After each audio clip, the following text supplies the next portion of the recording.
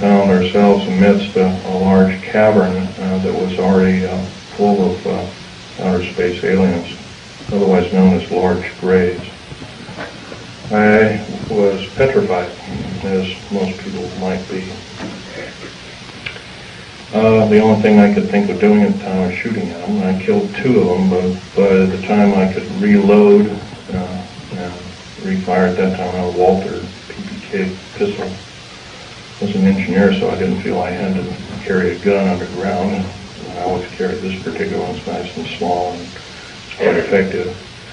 But anyway, I killed a couple of these things, and at that time there was several other groups of people down there. It's about 30 people total, and 30 to almost 40 or more came down there, and they all got killed. Basically what had occurred was that we surprised a whole under mountain base of existing aliens, and later I was to find out that we are not the highest on the food chain. These aliens have probably been living on our planet for different groups of aliens anyway, the short and the tall grays at least, for a million years living here. And this could explain a lot of the theory behind the ancient theory of ancient astronauts and these other kinds of things like that. Might also explain the bloodthirstiness of different kinds of native populaces like the Aztecs, etc., Olmecs and whatnot. Anyway, I got shot basically here, and their kind of weapon wasn't really a gun-like thing. It was kind of like a box that they had on their body that they could manipulate. And it burned a hole in me, and it split my ribs apart, and kind of gory and all that kind of stuff. But anyway, it also gave me a high dose of rather nasty cobalt radiation. And I have cancer to this day. It's probably a result of it, although I can't prove that. Okay, the second part of my talk is topic number 2, and includes basically how this all occurred. How could we have possibly gotten involved? Well, we finished working with, we basically were beaten down by World War II, and I guess we were figured to be rather vulnerable as a populace in the world, which we were at the time. And I'm sure this is probably why we, at our weakest point, later found out to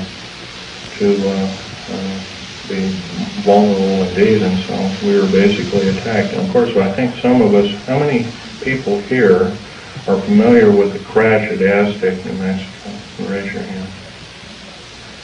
Okay, in 1947, sometime in July of 1947, there was a large crash of a flying saucer. I believe it had 7 or 8 alien critters, or whatever you want to call them, aliens in them. 1 survived, and I believe 6 or 7 were, I don't know the whole story about the whole thing. And one of the artifacts I have here on the table is when I was a young child. I was about 14 at the time. I had a friend of my father was Sir Johnny Rawlins. He had a British Naval Intelligence, and he gave me. I asked him if I could have a piece of metal of this crashed disc, and my father protested violently. But anyway, Johnny Rawlins said, "Sure, I can give you a little piece," and he gave me a little piece. I've had them in my collection ever since. That was kind of like the small start of a collection. But other than that, UFOs really wasn't my bag until I started work at Area 51, which is in Nellis Air Force Base north of Las Vegas, Nevada.